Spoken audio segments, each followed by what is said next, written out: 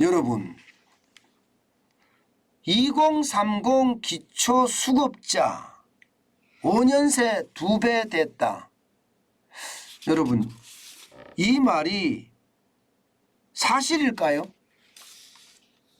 예, 저는요 이거를 보면서 진짜 엄청나게 놀랐습니다. 2030 기초수급자가 폭증하고 있다는 사실 말입니다. 여러분 이거 한번 보세요. 2017년 이후에요 2030 기초수급자 증가율입니다. 2017년입니다. 79.31%입니다. 거의 2배 됐죠. 이게 2016년까지 땡겨지면 또 어떻게 될까요? 굉장히 많이 늘어나겠죠. 야, 어떻게 이렇게까지 많이 늘어날 수가 있죠. 이것을 보면 말입니다. 이것을 보면 참 안타깝다 이런 생각 절로 듭니다. 여러분 이거 한번 보세요. 이 기초수급자라는 게 여러분도 잘 아시겠지만 법정 최저 생계비가 있습니다. 여기에 못 미치면 국가가 못 미치는 만큼 지원을 해주는 거예요. 일반적으로 2인 가족 기준으로 생계급여 지원 기준은 104만 원입니다. 그런데 내가 80만 원을 번다면 24만 원을 더 보태주는 게 기초생활수급자입니다.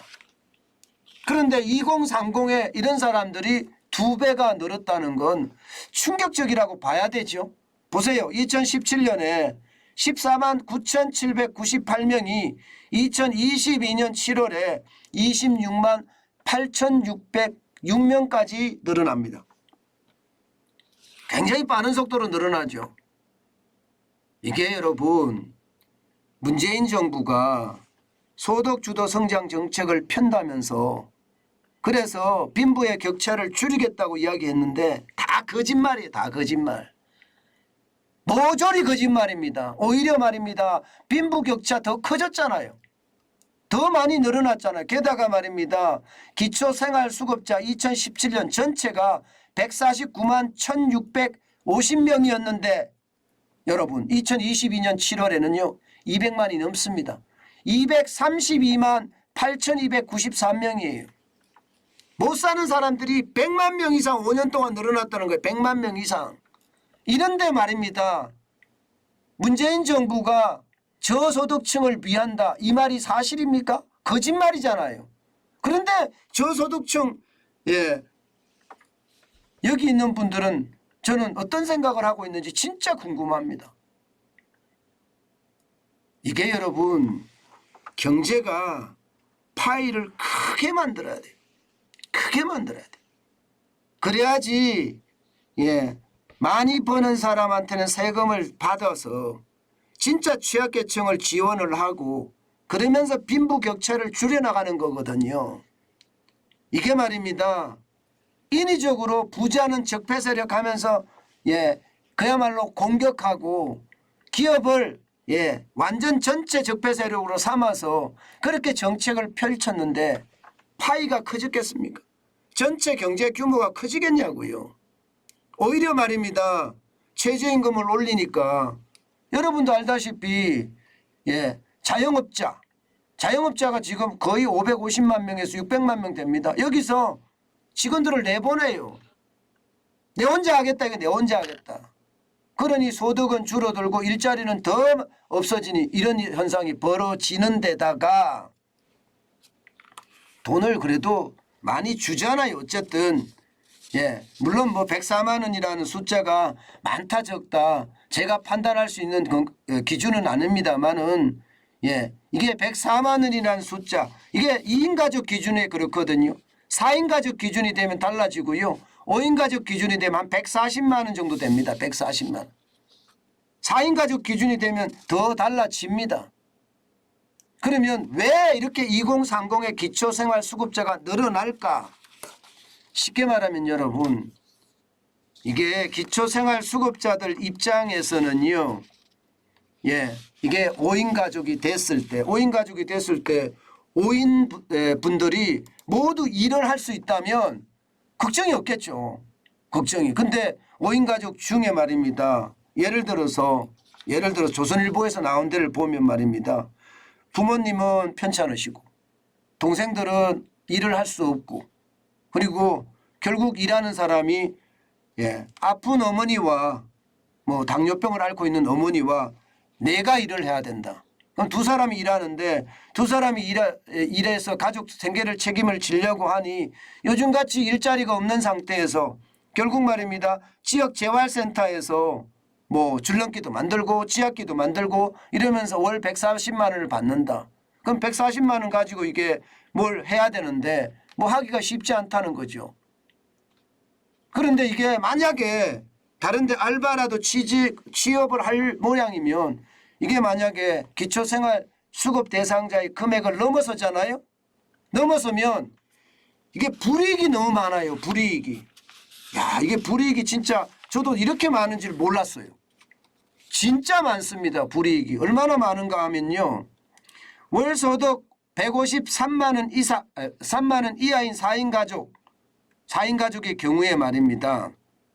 내가 153만 원을 못 받잖아요. 그러면 그 차액을 생계급여로 받을 수가 있습니다.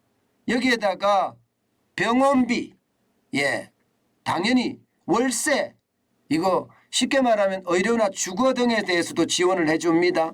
여기에 TV 수신료 면제, 전기요금 월별 최대 2만 원 감면, 통신세 월 기준으로 2만 6천 원 감면, 그리고 도시가스나 지역 난방 요금 감면도 있습니다.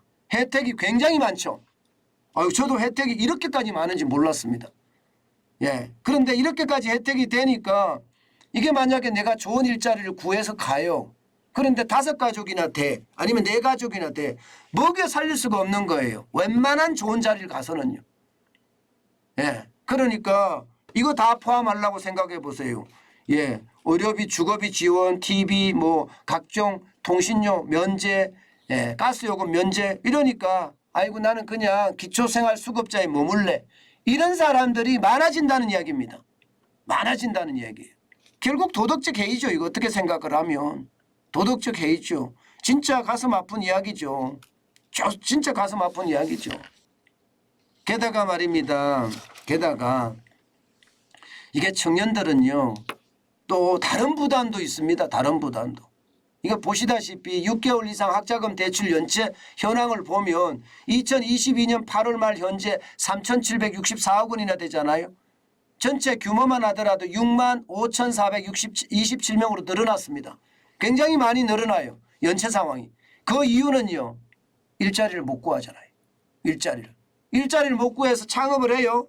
근데 창업하는 게 이게 뜻대로 잘 됩니까? 경험치가 없는데.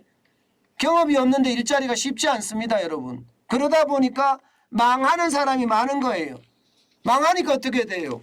이게 기초생활수급자로 전락하는 경우가 많습니다. 2030.